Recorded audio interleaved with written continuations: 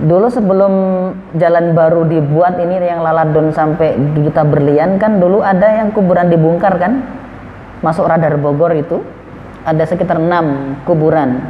Ketika dibongkar jasadnya masih pada utuh kayak baru meninggal kemarin sore. Padahal kata masyarakat di situ sudah 30 tahunan mereka dikuburkan.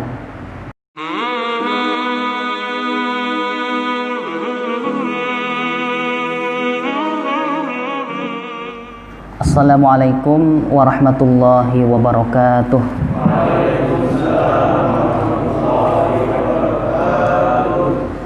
Alhamdulillahi rabbil alamin.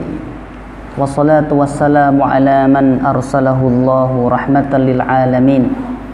Sayyidina Muhammadin sallallahu alaihi wasallam wa ala alihi wa ashabihi ajma'in. Alhamdulillah para jamaah sekalian yang dirahmati Allah, jamaah Masjid Al-Muttaqin Komplek Geraha Aradia. Entah sudah berapa bulan kita tidak berjumpa ya. Saya lihat pipinya banyak yang cebi. Apa cebi apa cubi namanya? Ini efek lockdown nampaknya ini ya. Alhamdulillah pada kesempatan malam Senin hari tanggal berapa ini? Tanggal 5 Juli. Ini bersejarah ini. Untuk pertama kalinya saya ke Aradia setelah lockdown ya. Bagi saya ini sangat bersejarah karena setelah sekian lama nongkrong di rumah. Kajian-kajian biasanya online, sekarang untuk pertama kalinya offline di luar komplek. Kemarin pagi offline di dalam komplek. Nah, insya Allah pelan-pelan semoga kondisi segera normal kembali. Allahumma amin. Kajian kita hari ini tentang sebab-sebab siksa kubur. Barusan Ustadz Tajul sekitar jam 5:30 ngontak saya. Makanya kalau nurusin tafsir harus baca dulu karena tidak boleh sembarangan membahas tafsir. Nah, materi yang sudah siap saja ya tentang sebab-sebab siksa kubur. Kita semua kan bakal mati apa enggak ini? Tapi masih pengen hidup kan ya? Tapi pada saatnya semua pasti mati. Nah, Sayyidina Utsman bin Affan diriwayatkan dari hadis ini dari Imam At-Tirmidzi dan Imam Ibnu Majah. Dari Hani namanya. Hani itu maula Utsman ibni Affan. Hani ini kira-kira laki apa perempuan nih? Hani laki-laki. Kalau di Indonesia Hani sering perempuan. Kalau di sana laki-laki. Jadi pelayannya Sayyidina Utsman ini namanya Hani. Hani ada hamzahnya di belakang. Hani gitu ya. Beliau menceritakan bahwa Sayyidina Utsman itu apabila berada di hadapan pemakaman, di hadapan kuburan, beliau selalu menangis. Hatta yabulla lihyatuhu, sampai jenggotnya beliau tuh basah. Jenggotnya Sayyidina Utsman nggak kayak jenggot saya. Ini mah jinggit ya, ini mah jenggotnya tebal kayak Syekh begitu, orang Arab. Itu sampai jenggotnya basah. Mungkin kalau diperes bisa keluar airnya itu, air mata. Makanya ditanya oleh Hani, wahai Sayyiduna Utsman, Anda ini kalau diingatkan tentang surga, diingatkan tentang neraka, tidak nangis. Tapi kalau di hadapan kuburan kok malah nangis. Kalau kita mikirnya jangan-jangan ada pocong gitu ya. Enggak. Zaman itu belum dikenal namanya apa? Pocong. Pocong itu kan baru-baru ini karena sering buat ngeprank. Nah, apa kata Sayyidina Utsman? Karena aku pernah mendengar baginda Rasulullah sallallahu alaihi wasallam bersabda, Innal qabra awwalu manazilil akhirah. Kuburan itu adalah rumah pertama yang akan dihuni oleh kita semuanya dalam perjalanan menuju akhirat. Kuburan itu pintu gerbangnya, rumah pertama, halte pertamanya.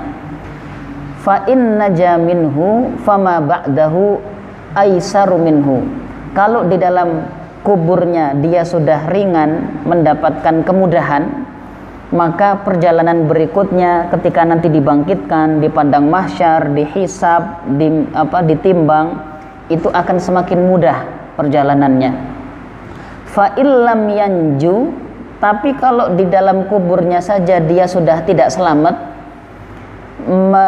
mengalami banyak fitnah, penderitaan dan siksa, fama ba'dahu asyaddu minhu, maka perjalanan berikutnya lebih berat akan dia alami dan dia rasakan. Sayyidina Utsman ini kenapa kok disebut surga, disebut neraka, tidak nangis? Karena beliau sudah mendapatkan kabar gembira, garansi dari Rasulullah, beliau pasti masuk surga. Jadi Sayyidina Utsman itu sudah, kalau tidak salah minimal 2 kali lah sudah Nabi mengatakan apa? Ma yadurru Utsman ma fa'ala ba'dal yaum. Hatur nuhun.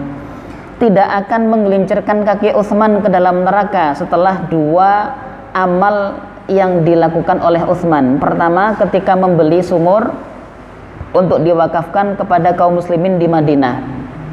Yang kedua, ketika beliau memberikan pembiayaan dan kendaraan yang sangat banyak untuk persiapan perang Tabuk. Di sini Nabi mengatakan sebanyak 2 kali bahwa Utsman ini pasti masuk surga, dijamin masuk surga. Makanya ketika disebut surga, disebut neraka, beliau tidak nangis karena tidak ada kekhawatiran, karena sudah dapat apa? Garansi, jaminan masuk surga. Minal asyrah al-mubasysyirina bil jannah. Sayyidina Utsman itu termasuk 10 orang yang diberikan kabar gembira menjadi ahli surga. Tapi nggak ada garansi kalau beliau akan selamat dari siksa kubur, itu masalahnya. Makanya beliau pun masih ketakutan. Ketika berhadapan dengan kubur, beliau menangis. Melihat makam, beliau menangis. Sering begitu. Lah, kemudian beliau melanjutkan lagi, aku juga pernah mendengar Rasulullah sallallahu alaihi wasallam bersabda, ma ra'aitu mangdharan afdha'u min ma ra'aitu mangdharan qattu illa wal qabru afdha'u minhu. Belum pernah aku melihat suatu pemandangan yang lebih mengerikan daripada pemandangan alam kubur. Baginda Nabi ketika perjalanan Mi'raj, beliau kan diperlihatkan itu siksa-siksa alam barzakh, siksa-siksa alam kubur. Ditambah oleh penuturan Nabi yang kedua ini, Sayyidina Utsman semakin ketakutan apabila melihat kuburan. Makanya kita kalau misalnya sedang membawa jenazah, mengantarkan ke pemakaman, itu kok ada yang ngobrol ketawa-tawa di tengah makam, itu sangat aneh. Ini berarti dia nggak ingat bahwa sebentar lagi pun akan nyusul ke situ. Getaran imannya nggak masuk tuh. Makanya kalau kita sedang membawa jenazah, mentasyi', membawa mereka untuk dimakamkan, itu sebaiknya diam sambil menghayati bahwa kita pun akan mengalami perjalanan yang sama setelah itu. Bukan malah bercanda, selfie malah kadang-kadang di kuburan itu. Selfie, Masya Allah. Nah, ini adabnya tidak betul yang semacam itu. Juga salah satu yang ingin kami ingatkan untuk kita dan para jamaah semuanya, kalau kita masuk ke area pemakaman itu, jangan duduk di atas makam. Jangan bersandar kepada makam ataupun melompati makam, tidak boleh. Ya, ini adab-adab ketika kita ziarah atau ke daerah pemakaman, tidak boleh duduk di atas nisan itu, area yang biasanya kan agak naik gitu ya, ininya tanahnya dinaikkan sedikit. Tidak boleh bersandar, tidak boleh duduk di situ, tidak boleh melompati, itu tidak boleh. Berdasarkan hadis dari baginda Nabi Shallallahu Alaihi Wasallam, hadis ini riwayat Imam Muslim. Hadisnya tentu sahih, Imam Muslim yang meriwayatkan dari Sayyiduna Abi Hurairah bahwa Nabi Shallallahu Alaihi Wasallam bersabda, li ayyajlisa ahadukum ala jamratin fat apa ini fatuhriqa thiyabahu, kalian duduk di atas bara api hingga baju kita ini misalnya terbakar, ya, fatukhlaso ila jildihi, bahkan sampai nembus ke kulit, itu masih lebih baik, khairun lahu min ayyajlisa ala qabrin, lebih baik itu masih dibandingkan duduk di atas kuburan. Jadi kalau ada orang duduk di atas bara api atau besi yang panas memerah karena dipanaskan hingga bajunya terkoyak, pantatnya gosong, itu masih lebih baik daripada dia duduk di atas kuburan. Makanya besok-besok kalau ke pemakaman jangan ada yang duduk di atas makam, tidak boleh. Hukumnya haram menurut mayoritas ulama. Termasuk tadi apa? Bersandar, tidak boleh. Kalau melompatin gimana? Melompati kalau nggak terpaksa banget juga jangan. Kecuali mau jatuh, akhirnya ngelompat nyari keseimbangan, lah itu darurat terpaksa. Tapi kalau sengaja ngelompatin kubur sana dilompatin, itu tidak boleh. Ini adab di mana? Di kuburan. Karena apa? Yang di dalam itu adalah manusia yang juga sangat di sisi Allah dihormati, terhormat mereka. Kita saja kan ngelompatin kawan kita kan tidak sopan ya. Nah, sebegitu juga kepada para almarhum yang sudah dikuburkan itu, kita juga diperintahkan untuk memberikan penghormatan, tidak menghina mereka dengan duduk di atas kuburnya, melompati makamnya ataupun bersandar pada dindingnya. Dan jangan lupa setiap kita masuk ke daerah pemakaman ini, sebelum masuk kepada adab kubur ya, ucapan salam. Harapannya kita semua hafal ya salam kepada ahli kubur ya. Assalamualaikum ya ahlad diyar minal mu'minina wal muslimin wa inna insyaallahu bikum lahiqun as'alullaha lana walakumul afiyah. Keselamatan untuk kalian wahai para penghuni kubur. Ini kalau kuburannya orang muslim, ucapkan salam. Mereka mendengar apa enggak Pak Ustadz? Mereka mendengar apa yang kita ucapkan, hanya mereka tidak bisa menjawab salam kita. Jadi jangan takut-takut, nanti kalau salam kita dijawab gimana? Enggak akan ada yang jawab ya. Kalau ada yang jawab itu berarti prank, itu sedang ngeprank kita ya. Assalamualaikum ya ahlal kubur. Mereka senang tuh dapat salam dari kita yang masih hidup, apalagi didoakan. Inna insyaallah bikum lahiqun. Kami pun sebentar lagi juga tidak lama akan nyusul kalian juga masuk ke sini. As'alullaha lana walakum. Aku mohon kepada Allah untuk kami dan kalian semuanya al-afiyah, selamat dari siksa, baik itu kuburan maupun siksa neraka. Nah, di Bogor nih kuburan kadang di mana-mana Pak, tersebar di pinggir jalan satu, ntar di pojokan dua, samping rumah lagi ada lagi gitu ya. Jadi setiap kali ketemu kuburan kita ucapkan salam, bukan hanya ketika ke pemakaman umum, kalau itu pasti, tapi ini walaupun hanya satu, kita lewat jalan ada satu makam di situ, ucapkan assalamualaikum ya ahlad diyar, gitu ucapkan. Kalau itu kuburannya orang muslim. Lah kalau kuburan orang kafir gimana? Enggak perlu ya, karena tidak boleh mendoakan keselamatan dan ampunan untuk orang yang mati kafir, tidak boleh.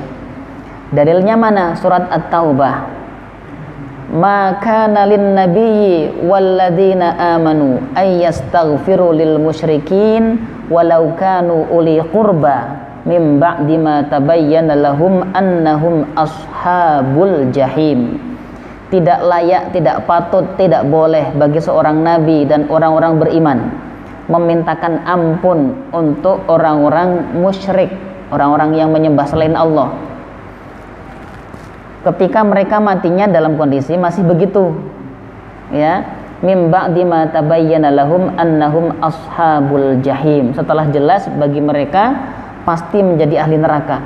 Kalau mati orang dalam kondisi kafir musyrik pasti neraka.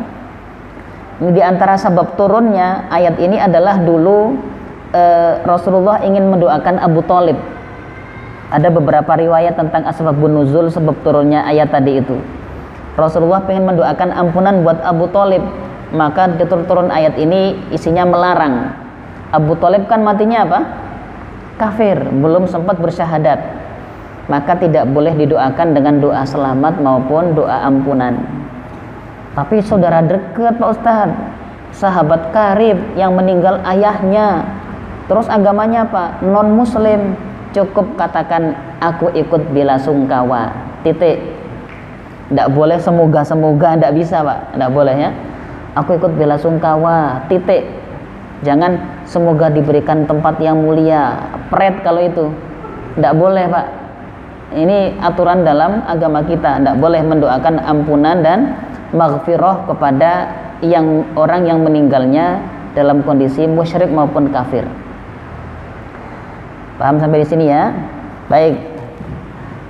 Nah, lalu apa saja yang menyebabkan orang itu bisa terkena azab dan siksa dalam kuburnya?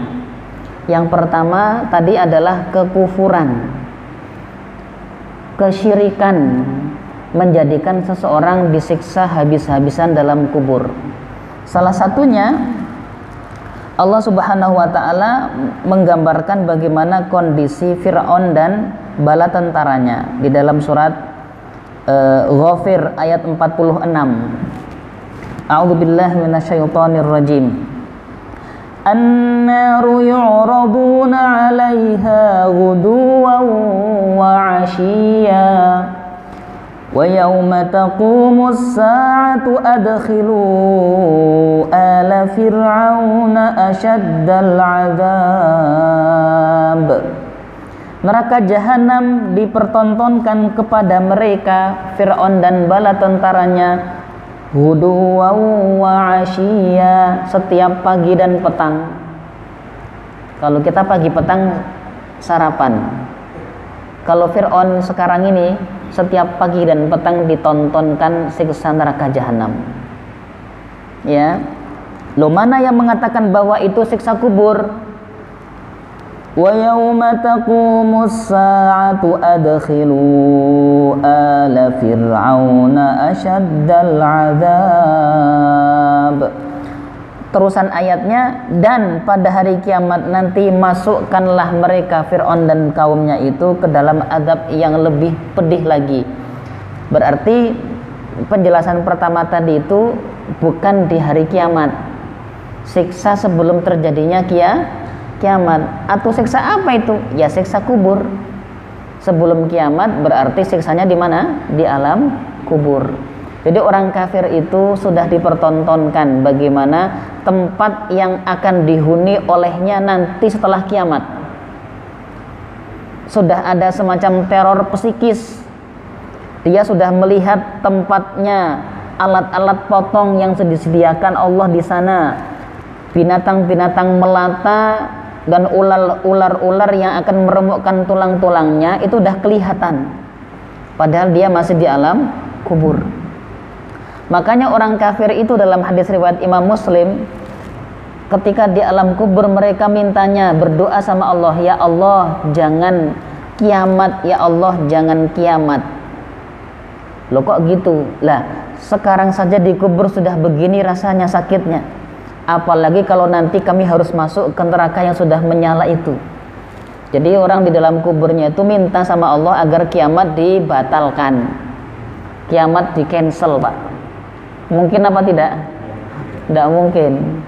Sebaliknya kalau orang mukmin sudah diperlihatkan tempatnya di surga, dilihat taman-taman yang indah, dia lihat siang dan malam, pagi dan sore, bau semerbaknya sudah masuk ke dalam ruangannya, padahal dia masih dikubur.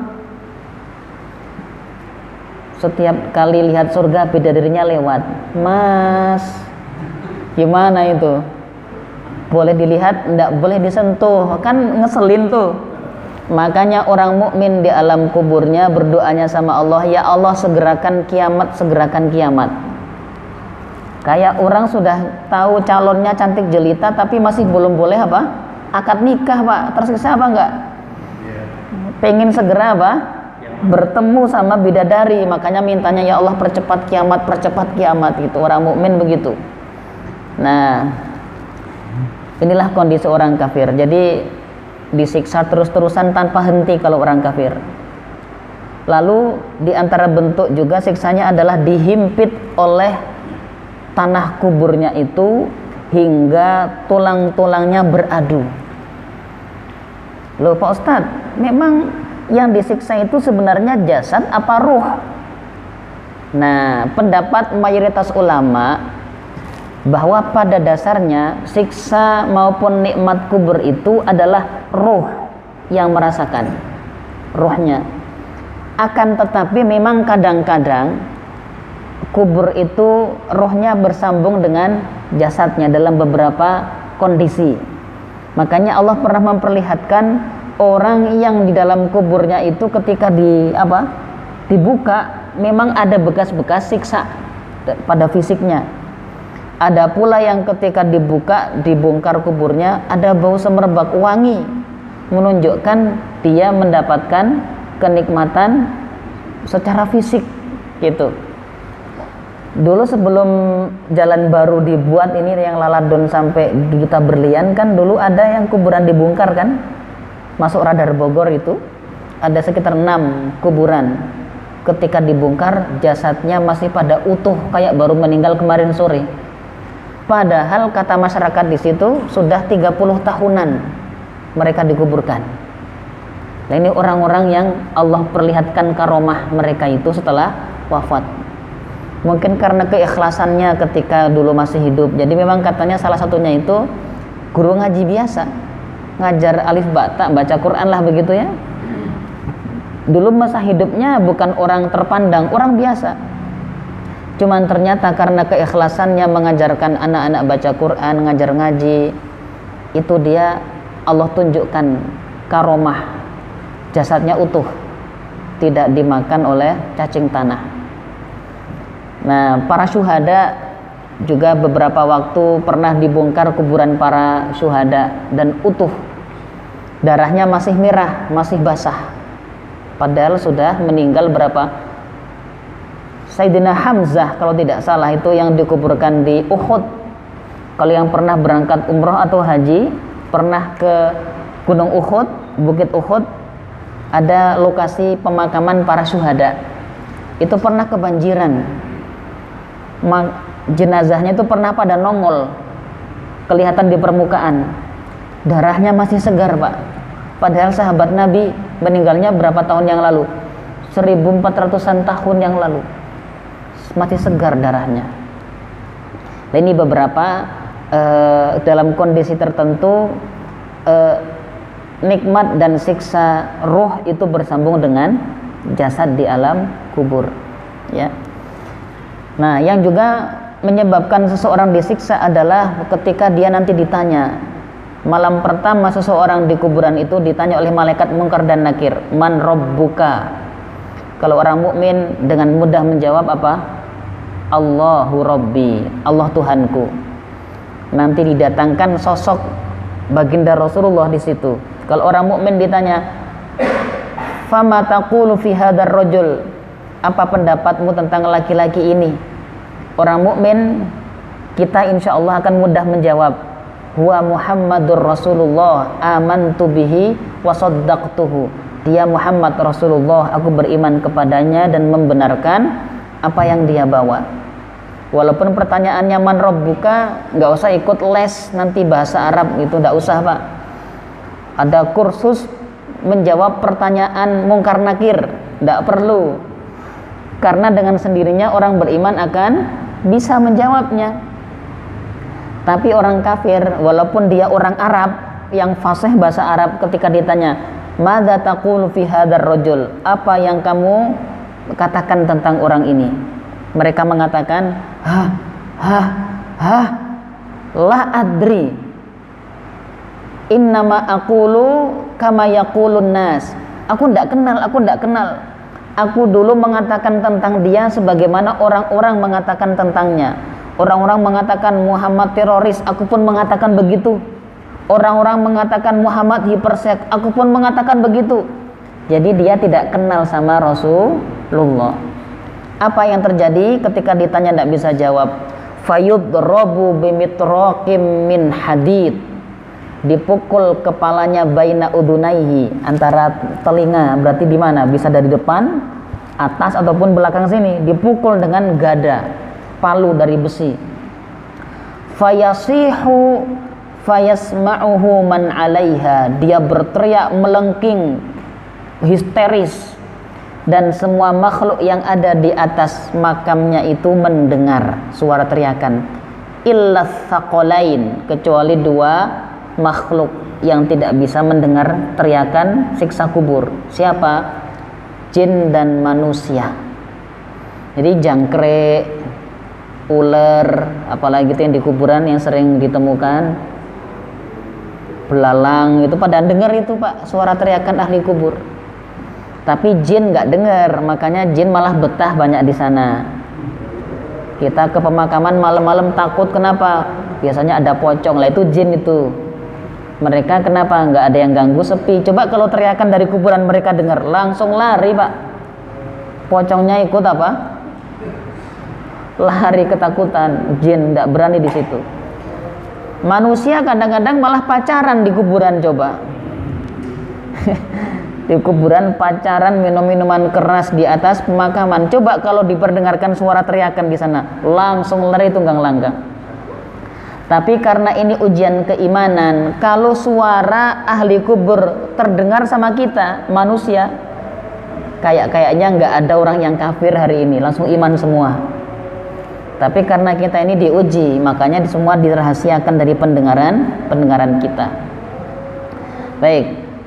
Selanjutnya yang menjadi sebab siksa kubur adalah sebagaimana Nabi pernah berkata saat beliau melewati dua pemakaman, beliau mengambil dua pelepah kurma, dibagi dua, ditancapkan di situ, pelak.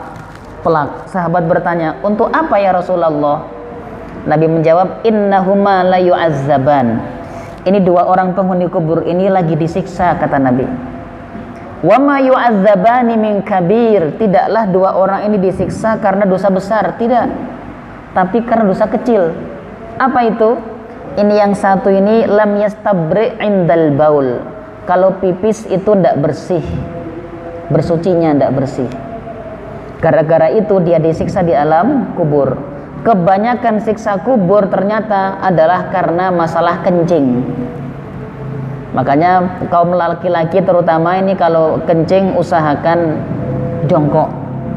Kalau perempuan kan pasti jongkok ya. Kalau laki-laki ini kadang-kadang banyak yang berdiri. Lah itu biasanya percikannya balik lagi Pak. Makanya kalau ada tempat yang kita bisa jongkok, jangan pakai tempat yang berdiri. Kalau pipisnya berdiri, seringkali ketika rasanya udah tuntas, pas jalan 2 langkah 3 langkah kayak keluar lagi gitu, dan memang itu belum tuntas sebenarnya. Makanya selagi ada kamar mandi yang bisa kita untuk jongkok, masuklah ke situ jongkok, tapi jangan di kamar mandi malah berdiri, pipisnya di porselin lah, cipratannya kemana-mana. Ini di kamar mandi masjid ini usahakan embernya lebih tinggi daripada tempat apanya itu klosetnya, karena kalau tidak lebih tinggi, walaupun sudah jongkok, cipratannya itu pasti akan kena di mana? Masuk di ember, percikan-percikan kecilnya itu. Lah najis semua malah jadinya. Makanya nggak tahu, sekarang saya belum ke toilet. Nanti dicek coba, kalau masih yang ember kecil-kecil itu segera diganti, yang kayak wadah cat yang tinggi itu lebih aman. Atau posisinya ditinggikan, biar apa? Kalaupun ada yang pipis tidak kena cipratan. Ini kadang-kadang sudah masuk toilet, pipisnya berdiri, embernya kecil di bawah, percikannya masuk nggak kira-kira itu? Kalau ragu-ragu nanti dicoba di rumah. Masuk kamar mandi, pipis berdiri, nggak usah pakai celana, rasakan percikannya sampai mana itu. Kadang-kadang naiknya lebih tinggi daripada apa? Sumbernya Pak. Maka sekali lagi masalah pipis, hati-hati betul. Dibersihkan dengan tuntas, bersucinya juga yang pasti ya bersih lah begitu ya. Bahkan kalau Nabi sampai mengajarkan posisi pipis yang paling bagus itu gimana? Jongkok dengan kaki kiri sebagai tumpuan. Itu yang disunahkan begitu Pak. Saya contohkan ya. Jadi kalau standarnya menurut sunnah Nabi, kalau pipis yang numpu yang kiri gini, yang ini jangan dijadi tumpuan. Kalau sudah selesai baru boleh ganti gitu. Kadang kan untuk menuntaskan gitu ya, boleh diganti gitu. Setelah selesai dehem 3 kali. Nah setelah itu diurut lagi Pak, karena laki-laki ini kan agak panjang itu pipanya ya kan. Jadi sudah dehem-dehem diurut pula gitu, diurut pakai tangan, seret gitu, biar pasti itu sudah tuntas, nggak ada yang tersisa di saluran kencing kita. Nah itulah yang diperintahkan dalam syariat Rasulullah Shallallahu Alaihi Wasallam. Anak-anak terutama jangan diajari kencing di sembarang tempat. Ini kadang-kadang ibu-ibu jaga warung, anaknya pengen pipis, pas ada pembeli, akhirnya udah sono dibukain celana, pipisnya di depan warung. Habis itu nggak dibersihkan, langsung pakai lagi celananya. Nah, ini akan terbiasa sampai gede, biasanya terbawa itu. Makanya ini harus hati-hati. Yang biasa nyetir jarak jauh, nah, kalau pipis kadang-kadang sembarangan di jalan tol minggir doang, akhirnya apa? Cor, nggak dibersihkan. Ya kemana-mana itu bawa apa? Bawa najis. Makanya pastikan bawa air lah untuk apa? Bersuci. Dan diusahakan jongkok tempat yang tersembunyi. Yang kedua, ternyata dosanya apa? Juga bukan dosa besar, tapi yang satu ini kata Nabi, hobi namimah, mengadu domba. Mengadu domba itu bukan kemana-mana bawa domba buat diadu, bukan. Memprovokasi orang untuk bermusuh-musuhan. Dia buat berita provokasi, yang dulunya bersaudara tahu-tahu menjadi musuh. Dulu hidup akur, tahu-tahu saling benci. Lah zaman sekarang ini mudah sekali. Namimah, sekedar ngetik, tahu-tahu 2 kampung apa? Tawuran. Bisa Pak sekarang mah. Makanya takutlah kepada Allah, jangan sampai gara-gara kita ada pertumpahan darah atau orang bermusuhan. Sebagian orang menjadikan namimah itu sebagai cara mendapatkan uang sekarang mah. Buat berita, provokasi sana, provokasi sini, dia kenyang, tapi orang lain berdarah-darah. Ini sangat berbahaya. Kalau zaman Nabi mungkin saat itu orang namimahnya cukup pakai lisan, tidak seperti sekarang, ketik dalam kamar. Ternyata di kota sebelah sudah bakar-bakaran. Lah ini lebih bahaya hari ini. Maka orang mukmin tidak boleh membuat saudaranya saling bermusuhan. Itu 2 pelepah kurma yang masih basah. Kata Nabi, semoga dengan adanya pelepah kurma ini siksa keduanya diperingan hingga kemudian nanti pelepah ini kering.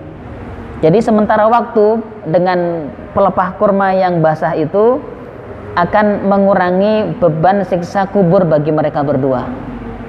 Nah ini bagi sebagian orang kemudian dijadikan apa namanya, dalil itu nyebar apa, bunga, ada yang dikasih pohon apa di atasnya gitu ya. Sebagian mengambil dari ini.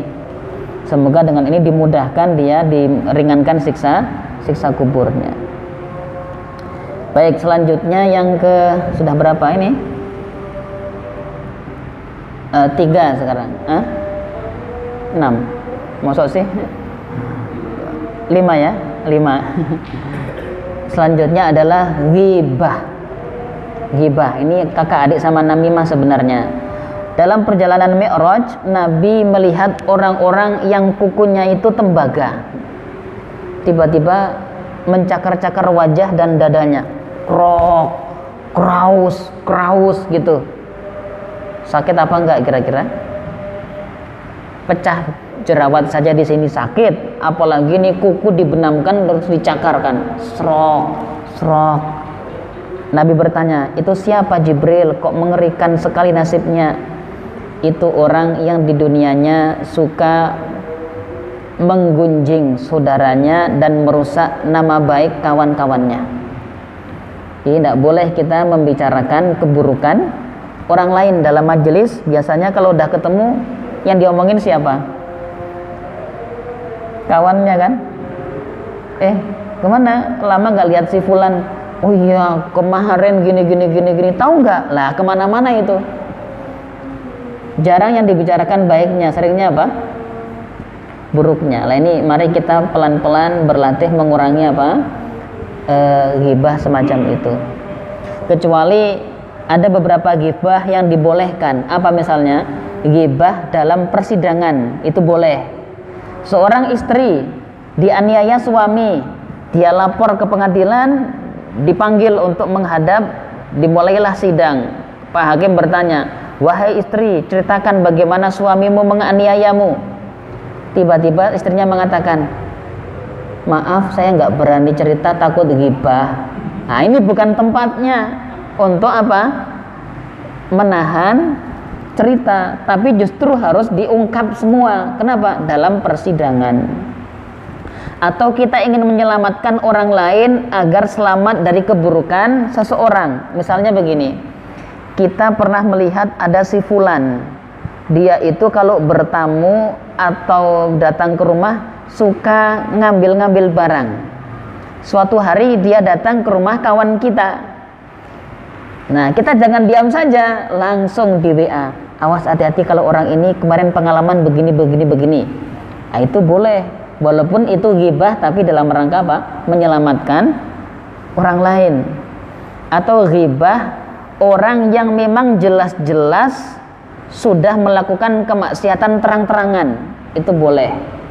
Agar kita tidak jatuh kepada perbuatan yang sama. Misalnya Pak, ada orang terkenal kemudian dia melakukan kemaksiatan terang-terangan, misalnya minum minuman keras di tengah alun-alun, orang semua tahu dia. Lah orang benar-benar cerita, itu dia kayak begini loh. Itu enggak apa-apa karena dia sudah terang-terangan melakukan kemungkaran. Nah ini ghibah. Di antaranya juga adalah yang menyebabkan seseorang terkena siksa kubur nanti ahli dusta, suka bohong, dipecah-pecah kepalanya itu, disobek-sobek mulutnya. Dalam perjalanan Mi'rajnya Nabi di langit pertama, beliau melihat orang yang mulutnya disobek kanan kiri sampai rahangnya sini Pak. Siapa itu? Jibril. Ini orang yang kalau keluar rumah menebar dusta dan dustanya menyebar sampai ke pelosok negeri. Sobek, srok, bolak-balik begitu. Teriakannya kayak apa ini kira-kira? Ada orang yang dipecah kepalanya pakai batu besar, pior, pecah kepalanya, gelundung batunya diambil, kepalanya udah utuh lagi, pecah lagi, piar, pecah kepalanya, batunya gelinding, diambil batunya, kepala udah utuh lagi, piar, terus begitu. Ditanya, ini siapa wahai Jibril? Ini orang yang dulunya di dunia sering meremehkan sholat. Jadi orang meremehkan sholat. Dalam riwayat yang lain, ini orang Allah berikan dia Al-Quran dalam hatinya, tapi tidak pernah dipakai di malam hari untuk dibaca maupun dipakai sholat tahajud, tidak pernah dia baca. Dan di siang hari pun dia tidak mempraktekkan isi Al-Quran yang sudah ada di dalam hatinya. Ada lagi orang yang naik ke atas tungku raksasa, laki-laki perempuan semuanya tanpa busana, sudah hampir sampai ke atas, tahu-tahu dijatuhkan semuanya ke bawah, disambut api yang menjilat tubuh mereka. Wulus. Siapa itu wahai Jibril?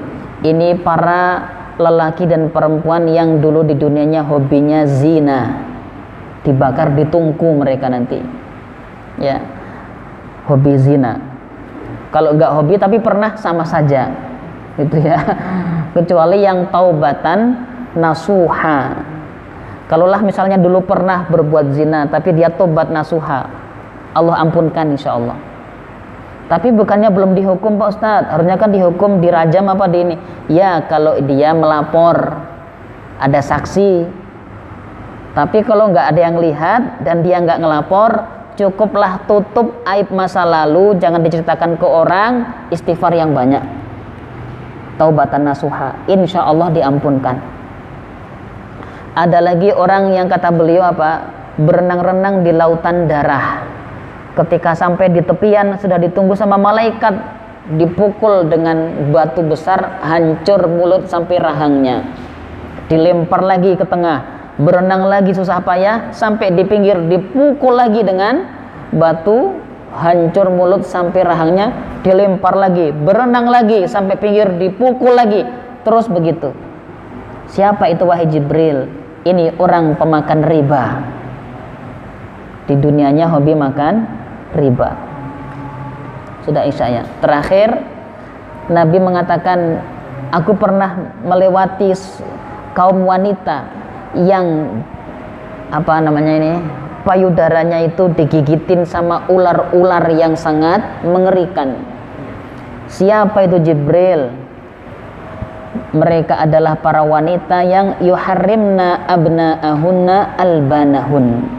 Ini para wanita yang tidak mau menyusui anak-anaknya. Jadi sampaikan kepada para istri, para putri-putri kita semuanya, nanti kalau punya anak, jangan anaknya dikasih susu sapi.